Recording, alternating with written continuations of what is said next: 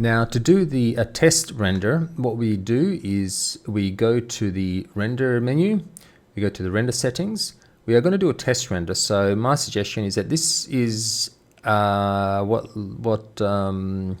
this is very high. So we're going to rename this to still underscore image underscore high res, right? Image, not still mage. Okay, and then this one here, we're going to use this as motion underscore test underscore low res. Okay, so now what we're going to do is we're just basically going to get the lowest of the lowest resolution on the redshift. The output, we don't need it to be this high, so we could change that to something a lot less, like say 640 by 480, right? Just to get the image out. And redshift is very low, so that's okay. And all we have to do is save it in an appropriate directory. Now, a good thing to do is to call it a test render folder in somewhere, and then basically use that test underscore render as a means to sort of see how the whole thing looks like at the end of it. Now, all you're going to end up rendering is the, so if I go here, let me just do this properly. You can render with an MP4 and see how that looks like, or what you can do is render with JPEG and then just bring it as a sequence and overlay the music on top. So there's a couple of ways around this. So what I'm going to recommend is to basically, for this time around, just render as a JPEG, and we'll bring it in as a sequence in Adobe Premiere Pro, or if you're running a different editing software, you can bring it in there. Just make sure you bring it in as a sequence. I'll show you how I do that in Adobe Premiere Pro. Okay, I'm just going to save this now, and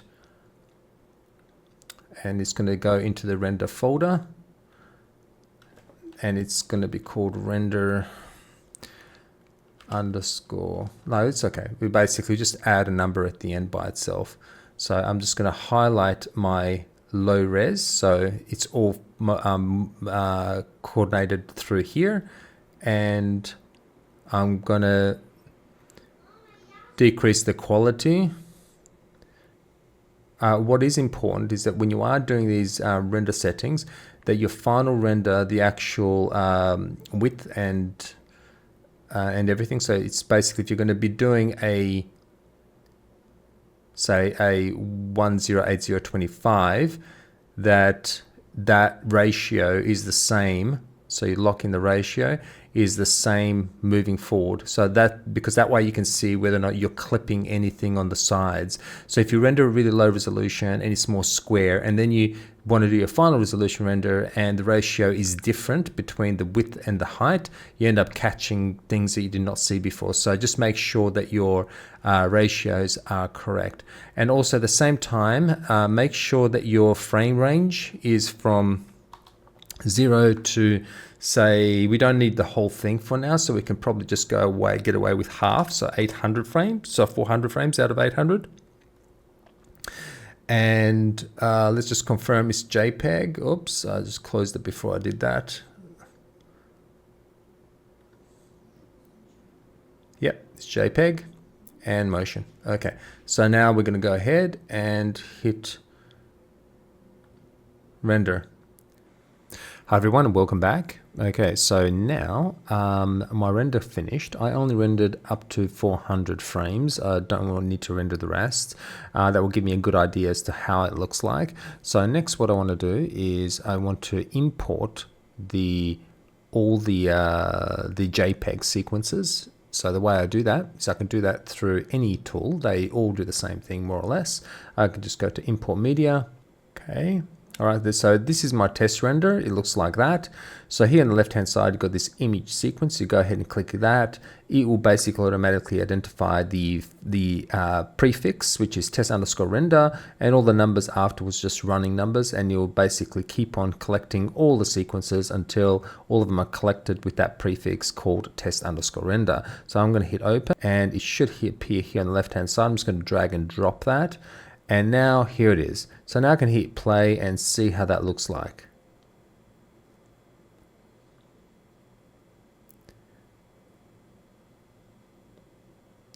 Okay, that looks pretty good. So next what I can do is add my music to it. So I'm going to...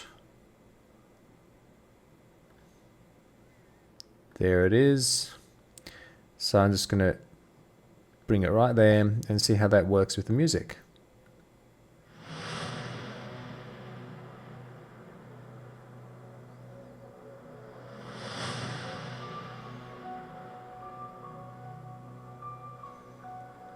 Excellent. So now that works really well. So if I keep on going and hit 800 frames, it should end up here. So notice how there's this very big sound here, which is the highlight, lights the chronos up.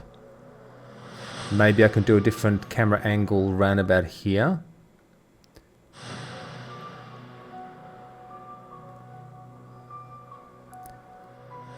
And different camera angle there. So there's 1, 2, 3, 4, 5 highlights. And then finish. Yeah. Okay, so that's kind of the mapping it out, just basically. Usually I would normally write this down and draw a couple of pictures and frames, do a bit of a storytell before I complete it all. But essentially that's it. So what I'm going to do is I'm going to render this out now. And I'm also going to add a couple of more camera frames. So now that we're back here, we can see these objects, they're all spinning around, which is fine. So I'm just going to back out of that for a bit. I'm actually in my camera, so I'm just going to do an Control Z on that one, go back to my default camera and have a look at everything. Okay, so I've got a camera already. So maybe I want to do a top down look as well, like that. Okay, so if that's the case, I need to turn my my dome around again, but what I can do is I can just manipulate it like that. Let me have another look at the cameras. Save frames, that's fine. And what I'm going to do is add a new camera. Redshift camera standard. Okay, and I'll basically go inside the camera motion. So this is the new one. Okay,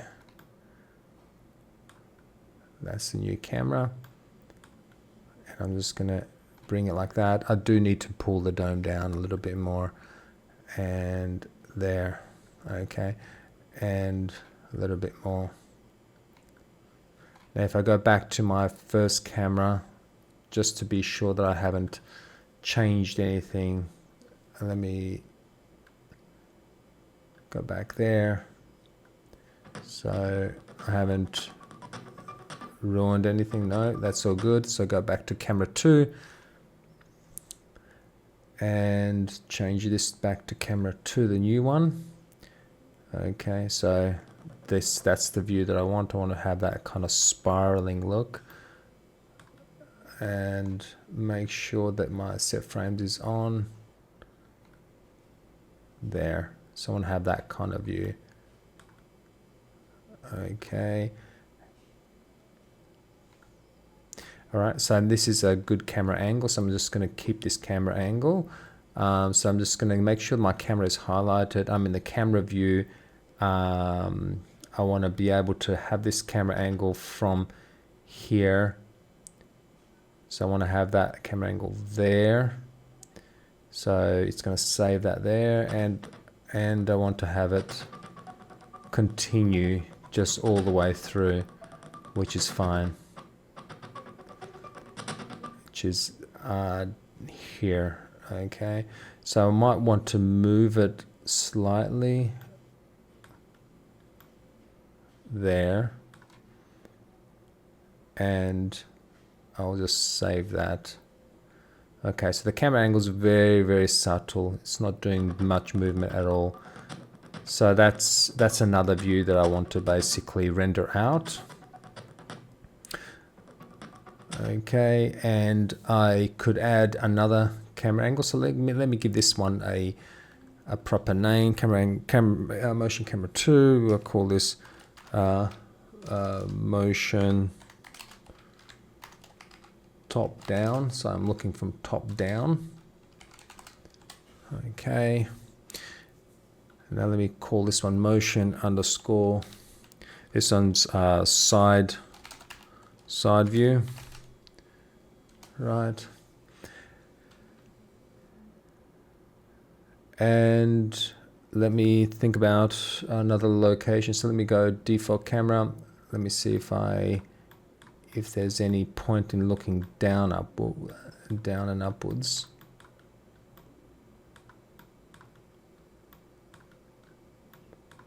Oh, I could do a pan out, which is essentially I start from here and just keep on going up like that, right? So what I'm going to do is I'm going to line it all up first. There, okay. Add a camera, redshift camera, standard, and I'm going to give this one a name. Motion underscore down to up. Okay, and I'm going to make sure the new camera is selected. I did not spell that correctly because I have the microphone in my face. Down to up. Okay, there we go. So let's start from 0, which is essentially, let me just get a bit of context here. So I'm going to start from here, so save that camera angle, and as we go up and as we complete that cycle, I'll be just panning up, and then looking out at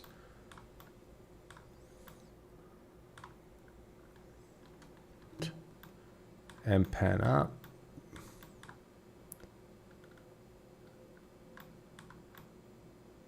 There, and click record, and there we go. Okay, so that's my camera 3, or my third camera. So I've got camera 2 motion side view, camera 2 motion top down, and camera motion down to top. So I've got 3 different camera angles which I can vary and move around with as the music changes. So I've got I believe 3 or 4 highlights in the music, so I can use the music in that way and just vary the different views. And the next thing to do is simply to render it out. But before we go ahead and do that, how I normally do my voiceovers is I use a site called 11 Labs. So I'm going to go there now and show you guys how I normally do this. So 11labs.io.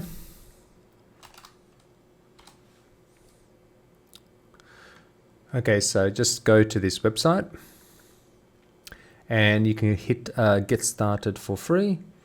And since I'm already logged in, I believe that it will just go straight to my last entry. So you can see here a narrative that I put together. You can use ChatGPT or any other application, or you can just make it up yourself. And I'm using this Thomas voice.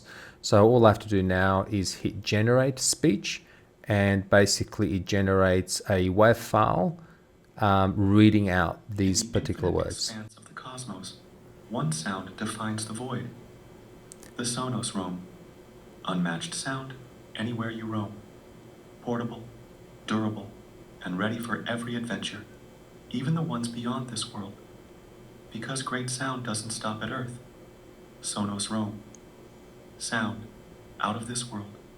Excellent. In the infinite expansive So voice you can use this to create voiceovers. There's many different voices you can choose from. I chose Thomas this time. I've chosen many others, but the main thing is that if you are going to use it for professional work, you need to buy a license. For education purposes, that's fine. But this is a really good website where you can generate voiceover voices. I don't know about most of you, but if you do have a wonderful voice, you can use your own.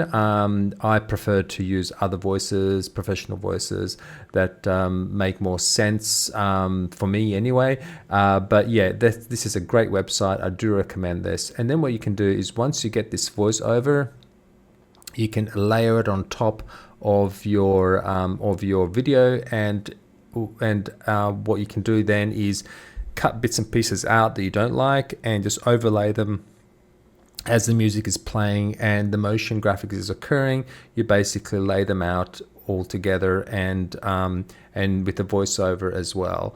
So what I'm going to do next is I'm going to render this out for the 3 cameras, and then I'm going to place it all on the Premiere Pro.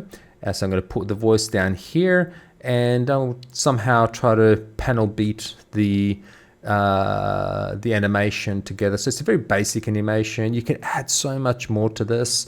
CINEMA4D is so much more powerful than what I'm showing you right now, but it does give you a good beginner view as to how all of this works together. And yeah, so I'll see you in the next session. Bye for now.